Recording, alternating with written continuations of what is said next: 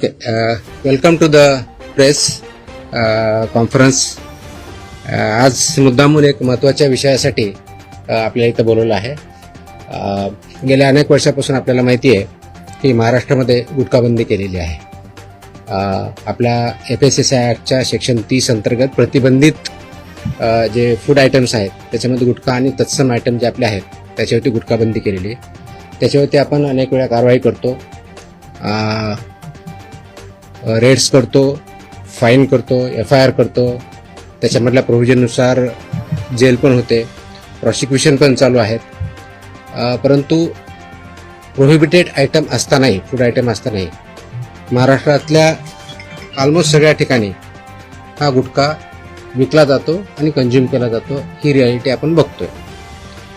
मग याच्यावरती पर्याय काय? एन्फोर्समेंट तर चालू आहे, ते आपण आता जास्त स्ट्रिक्ट करत आहोत, तर ते चालूच राहील.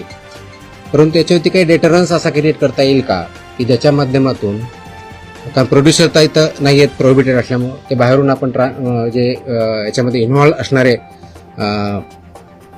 बिझनेसेस आहेत, बिझनेस पर्सन्स आहेत, ट्रान्सपोर्टर्स आहेत, रिटेलर्स, होलसेलर्स, सेलर्स, हे त्याच्यामध्ये इन्व्हॉल्व आहेत. त्या प्रकारचं एक रॅकेट आहे आणि ते जर उद्ध्वस्त करायचे तर आपल्याला खूप मोठ्या प्रमाणात स्ट्रॉंग स्टँड घेणं हे गरजेचं आहे. ह्या निष्कर्षापर्यंत शासन पोहोचलेलं आहे आणि म्हणून मध्ये बऱ्याच वेळेस याच्यावरती डिस्कशन पण झालं की काय केलं पाहिजे. आणि मी इथं जॉईन झाल्यानंतरही याच्यावरती आम्ही विचार केला काय करता येईल, कारण याच्यामध्ये this is a danger to public health आणि म्हणूनच तो आयटम प्रोहिबिट केलेला आहे.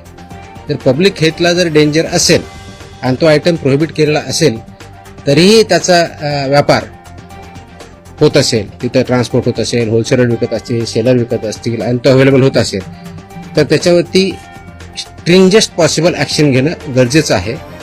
ह्या निष्कर्षापर्यंत पोहोचल्यामुळं आज दिनांक 12 जून रोजी मी मोका लावण्याचे आदेश पारित केलेले आहेत. So have issued the order saying that MCOCA provisions will be, MCOCA कायदा, मकोका ज्याला आपण म्हणतो, Maharashtra control of organised crimes act 1999 हा आम्ही इन्व्होक केलेला आहे.